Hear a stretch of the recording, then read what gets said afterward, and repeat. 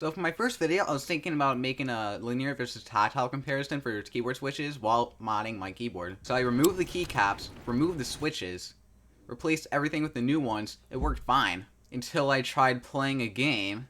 Yeah, when I was doing research on my keyboards, I was specifically asking whether or not tactile is a good switch for gaming. They all said it's an awesome switch, but in general, not competitive gaming. When I saw that, I was like, who cares? I'm not clicks, and I'm not pressing a billion keys in a row. Yeah, what they really meant was fast-paced gaming where, well, you are pressing a lot of keys, but not as fast. And you don't have to be in a tournament to be in a fast-paced game. You just have to do stuff quickly. Yeah, so I bought the Cherry MX Brown tactile switches. The box is over here. Nothing's in it because I put them all in. But wanna know what my gameplay looked like after? Oh my god, bro. Oh, hell no, man. What the fuck, man?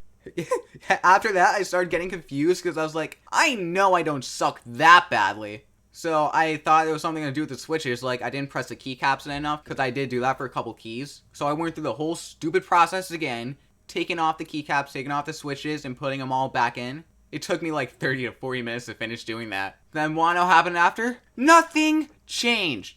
So then at school, I was still trying to figure it out because I had no clue what was going on. I didn't want to have to buy a new keyboard or return it. So I started researching new switches to buy and replace the linear ones with in case I had to return it. And then I saw this one website somewhere. I don't remember which one it was, but it said that for gaming, tactile switches suck, dude. Because apparently, when you click on a linear switch, there is a little bump in there, but I didn't expect too much to change with that bump. But when you click it, there's a little bit of interference. Instead of being able to just press down easy as that, the bump is technically interference because with the tactile switch, with the bump, it takes longer for your key press to register, thus increasing your latency, which is not good.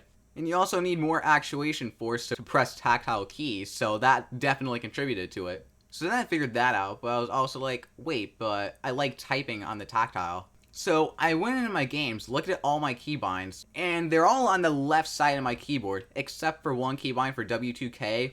I'm not going into that. So I want to be able to type, but I also wanted to be able to game. So what I did was take off all the keycaps for the buttons that I normally use for gaming, and I replaced those with linear. So that makes it so this whole right side is clicky, and this side's linear.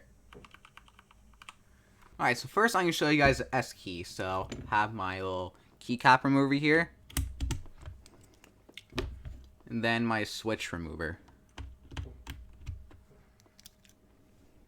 Red linear from RK, just the brand linear switches.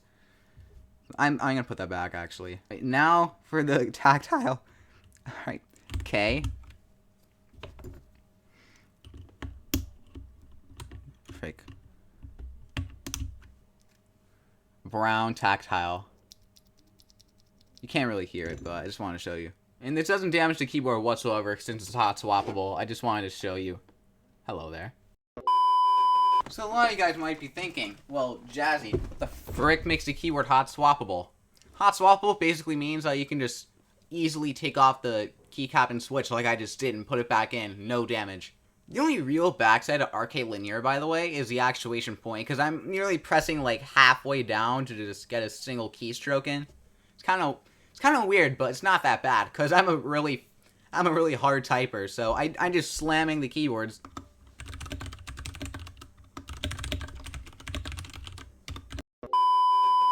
I am demolishing these switches. That's not. I can make my own sound effect out of that. Wait, that's actually a good idea. Hold up. I don't really need a faster keyboard because I still suck at Fortnite, so I'm not really that fast yet. But by the time I am fast enough to make it so the actuation point actually matters in the game, I'll have an Apex Pro by now, so it won't matter.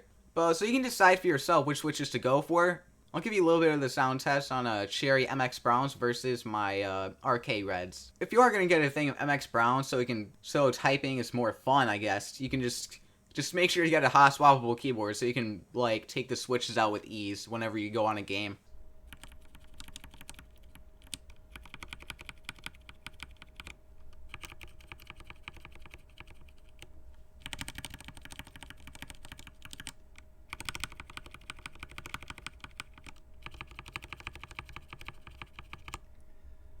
How is that the exact same switch, but all three of them sound completely different?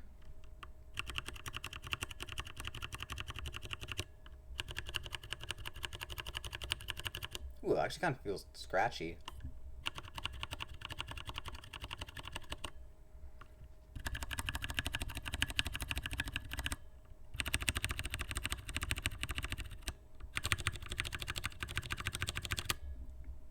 And if you see the HyperX logo right here, after I'm telling you that this is the RK61, that's because I invested in some pudding keycaps by HyperX. Why? Because look at it.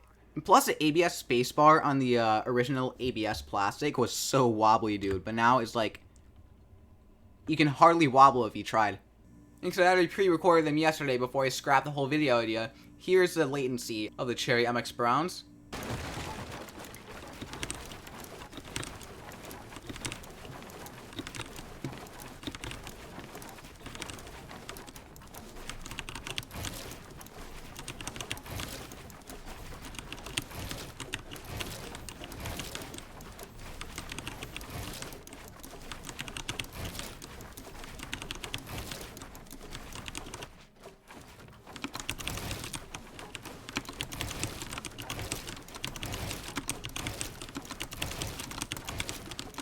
And now the RK Reds.